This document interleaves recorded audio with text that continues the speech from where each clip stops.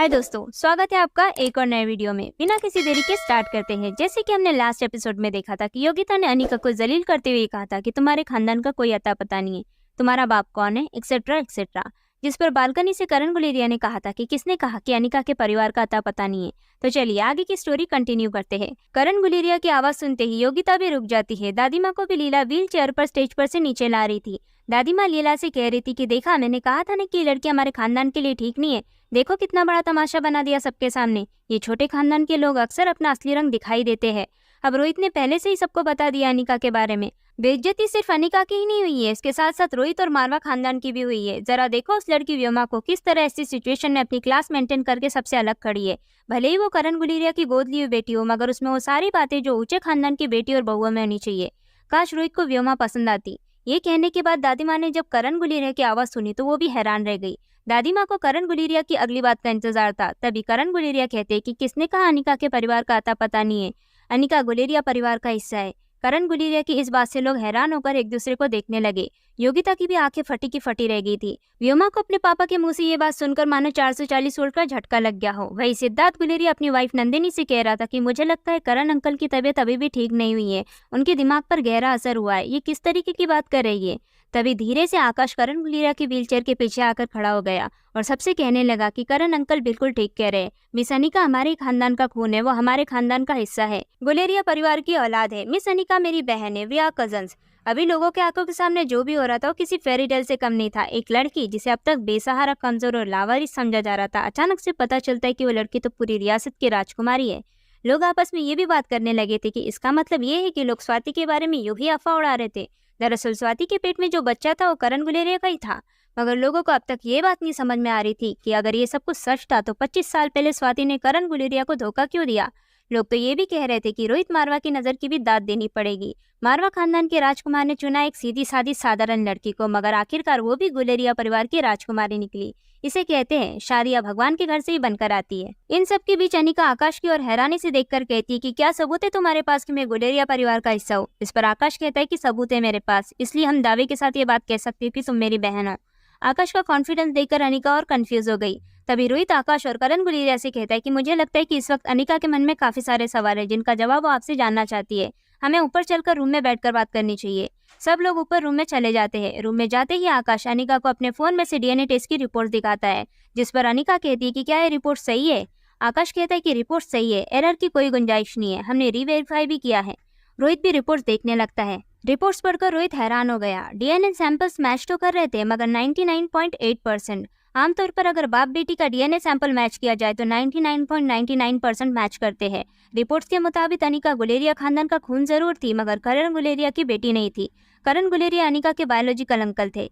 करण गुलेरिया अपनी wheel chair पर sir झुकाए गहरी सोच में डूबे हुए थे। 25 साल पहले अचानक ही स्वाति ने आकर उनसे कहा था कि मुझे हमेशा के लिए भूल जाओ, मैं किसी और से प्यार करती हूँ। उस वक्त करण गुलेरिया को स्वाति की बातों पर विश्वास नहीं हो रहा था, मगर डीएनए रिपोर्ट्स के सामने आते ही उनके मन में एक बात साफ थी कि स्वाति जिस इंसान से प्यार करती थी वो करण गुलेरिया के दोनों भाइयों में से एक था। अपनी प्रेमिका और भाई से धोखा खाए हुए करण गुलेरिया तेजी से सांसें लेने लगते हैं। इससे पहले कि आकाश कुछ कर पाता, अनिका उनके पास आकर उनकी पल्स चेक करने लगती है। आकाश करण गुलेरिया की हालत देखकर बहुत घबरा गया था। उसने फोन लगाकर एम्बुलेंस बुलानी चाहिए, मगर अनिका ने कहा कि इस वक्त अंकल की पल्स बहुत तेज हो चुकी है, जिसकी वजह से वो अपने गुस्से पर काबू नहीं कर पा रहे हैं। इस वक्त उन्हें किसी भी हॉस्पिटल में शिफ्ट करना सही नहीं होगा। इस पर आकाश कहता है कि क्या करना चाहिए हमें, क्या हम अंकल को खो देंगे। तभी अनिका रोहित से कहती कि मैंने दादी माँ के लिए एंटी डिप्रेशन टैबलेट बनाई है, वो उनकी गिफ्ट में रखी होगी, उनमें से एक टैबलेट अभी लेकर आओ। ये बात सुनते ही रोहित दादी माँ के पास दौड़कर जाता है और उनसे कहने लगता है कि अनिका ने जो गिफ्ट बॉक्स दिया था वो कहाँ है, उसमें रखी दवाइयाँ चाहिए अभी के अभी।